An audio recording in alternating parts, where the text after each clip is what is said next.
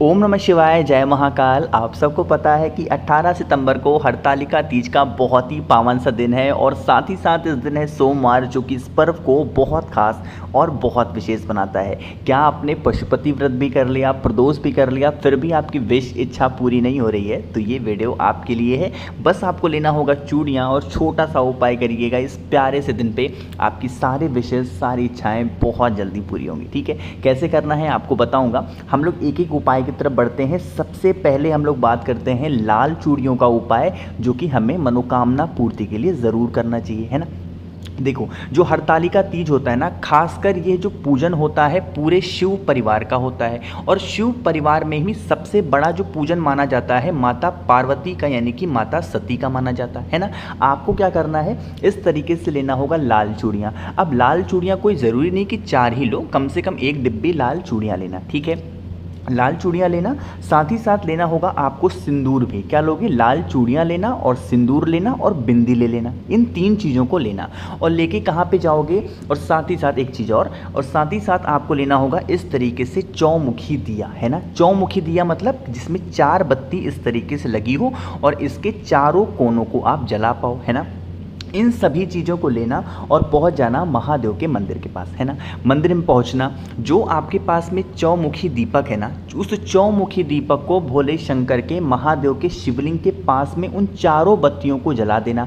लेकिन उसमें कौन सा चीज़ डालोगे, इसमें आपको सिर्फ और सिर्फ घी ही डालना है और आपको इसमें तेल वगैरह कुछ भी नहीं डालना। घी का दिया, चौमुखी दीपक आपको जलाना होगा सबसे पहले कहाँ पे, भगवान शंकर के शिवलिंग के पास में। सुबह करना चाहो सुबह करो, शाम को करना चाहो शाम को करो। पहला काम तो ये आपको करना है ना। दूसरा काम क्या करोगे, दूसरा काम करना होगा भोले शंकर के मंदिर में ही कहीं पर भी माता सती की ज़रूर कोई फोटो, मूर्ति, प्रतिमा लगी होगी ना। आपको क्या करना है, जो आपके पास में चूड़ियाँ हैं, जो आपके पास में बिंदी है, जो आपके पास में सिंदूर है, अपनी कामना, अपनी विशेष, अपनी इच्छा, जीवन के जो भी कष्ट होते हैं इस हरतालिका तीज पर इन 3 चीज़ों को माता सती के सामने वहाँ पे रख देना।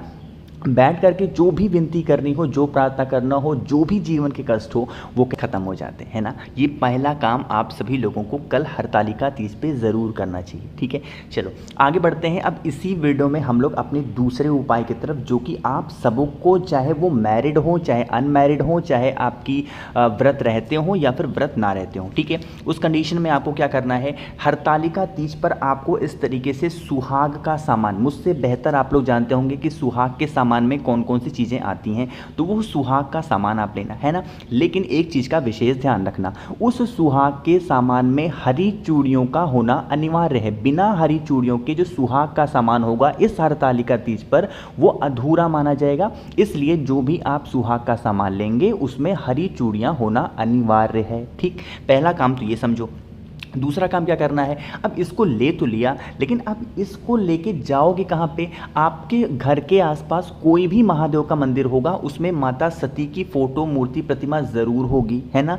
वहाँ पे जाना और माता सती के सामने उस सुहाग के सामान को रख देना, विनती करना अपने परिवार के लिए, अपने हस्बैंड के लिए, अपने आने वाले हस्बैंड के लिए। आप इस तरीके से उपाय को कर सकते हैं और उसके बाद उस सुहाग के सामान को उठाना और आपके उसी मंदिर में कहीं पर भी कोई पंडित जी हों, ब्राह्मण देवता हो, उनको आप दान कर सकते हैं, कुछ भी दक्षिणा वगैरह, जो भी आपकी जितनी क्षमता हो, हिम्मत हो, उस पे रख करके। ठीक है, ये काम कर लिया, तो ये 2 काम तो आप सबको हरतालिका तीज पे ज़रूर करने चाहिए। तो 2 चीज़ें बताई, बहुत ईजी, बहुत आसान। अब जो मैं मेन चीज़ आपको बताने जा रहा हूँ ना, वो चीज़ बहुत आराम से सुनिएगा, बहुत ध्यान से सुनिएगा। लेकिन उससे पहले आपको बता दूं कि आप सभी लोगों को एक काम करना है, वो है वीडियो को लाइक करना होगा, चैनल को सब्सक्राइब करना है और एक काम और करना है, वीडियो को शेयर ज़रूर करिएगा जितना ज़्यादा आप कर सकते हो। ठीक है, ये काम समझ में आया। अब चलो बताते हैं कैसे करना है इस उपाय को, लेकिन उससे पहले फ़ायदे समझ लो। देखो, ऐसा होता है कि आज के टाइम पे ना, हर, चाहे वो हस्बैंड वाइफ हो, ठीक है, चाहे आपके घर में कोई भी सदस्य हो, आज के टाइम पे बिजी लाइफ इतनी हो गई है ना कि लड़ाइयाँ बहुत होती हैं। खासकर ये उपाय हस्बैंड और वाइफ, यानी पति और पत्नी में अगर आपसी प्रेम है ही नहीं, बहुत परेशान रहते हो ना, तो उसमें क्या करना होगा, इस हरतालिका तीज पर आपको लेनी होगी हल्दी की गांठ। कितनी गांठ लोगे, आपको हल्दी की 11 गांठ लेनी होगी, गिन करके 11 गांठ। ठीक, 11 गांठ ले लिया।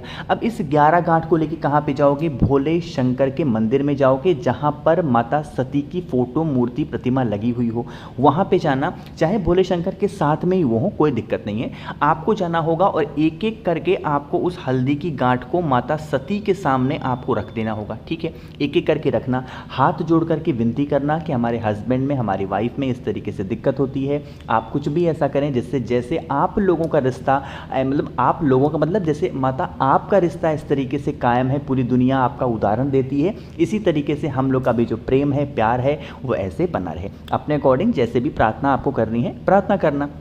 और प्रार्थना करने के बाद क्या करना होगा? 108 बार, 108 टाइम्स आपको ओम नमः शिवाय का जप वहीं पे बैठ करके माता सती के सामने आपको करना होगा। हरतालिका तीज पे शाम के टाइम पे प्रदोष काल में जो भी व्यक्ति 11 हल्दी की गांठ माता सती को समर्पित करता है और भोले शंकर के सामने बैठ करके 108 बार ओम नमः शिवाय का जप करता है, उसके जीवन में के जो कठिनाइयाँ होती हैं हस्बैंड वाइफ को लेके, उनके बीच में हमेशा प्रेम बना रहेगा। कभी भी आप लोग के बीच में कोई दरार नहीं आएगी, कोई भी ऐसी अनहोनी नहीं होगी जिसको नहीं होना चाहिए। समझ में आई बात मेरी?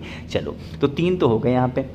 आगे बढ़ लेते हैं। इस वीडियो का सबसे प्यारा और सबसे आसान उपाय जो मैं चौथा उपाय बताने जा रहा हूँ ना, ये एक हर घर की दिक्कत होती है। भैया लोग हमारे घर में बीमार बहुत ज़्यादा पड़ते हैं, उस बीमारी के लिए इस हरतालिका तीज पे कौन सा उपाय करना चाहिए? बहुत ईजी है, बहुत आसान है। लेकिन आपको बता दूँ कि अगर आप लोगों में से किसी को भी मुझसे फ़ोन में बातें करनी है, मैसेज बातें करनी है, तो आप मुझे इंस्टाग्राम या फिर फेसबुक पे सेम आईडी से फॉलो कर सकते हैं, द नेचुरल प्लैनेट 108। ठीक है, चलो इस उपाय को समझते हैं। स्क्रीन पर आपको दिख रहा होगा बेलपत्र, दिख रहा है ना? तो हमें इसी तरीके से एक बेलपत्र चाहिए, बहुत प्यारी सी, बहुत ही ज़्यादा सुंदर सी, कहीं से कट्टी पिट्टी हुई ना हो। ले लिया। एक बेलपत्र के साथ आपको लेनी होगी दूर्वा भी। जो हरी दूर्वा आती है ना, उसमें से मात्र एक हरी दूर्वा लेना। ठीक है, ले लिया। इन दोनों चीज़ों को लेना और जो भी व्यक्ति आपके घर में बीमार होगा, एक बार उन दोनों चीज़ों को आपको उस बीमार व्यक्ति के हाथों से टच करा देना है, स्पर्श करा देना। ठीक है, स्पर्श कराने के बाद लेके चले जाना महादेव के शिवलिंग के पास। सुबह जाना चाहो सुबह जाओ, शाम को जाना चाहो शाम को जाओ।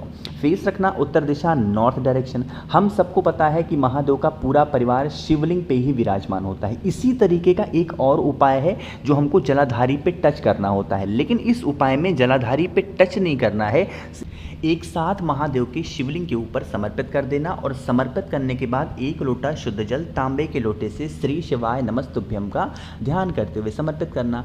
अब एक काम आपको और करना है, वो काम क्या है? ये जो दूर्वा आपने चढ़ाया है, जो बेलपत्र आपने चढ़ाया है, इसको वहाँ पर छोड़ना नहीं है ना?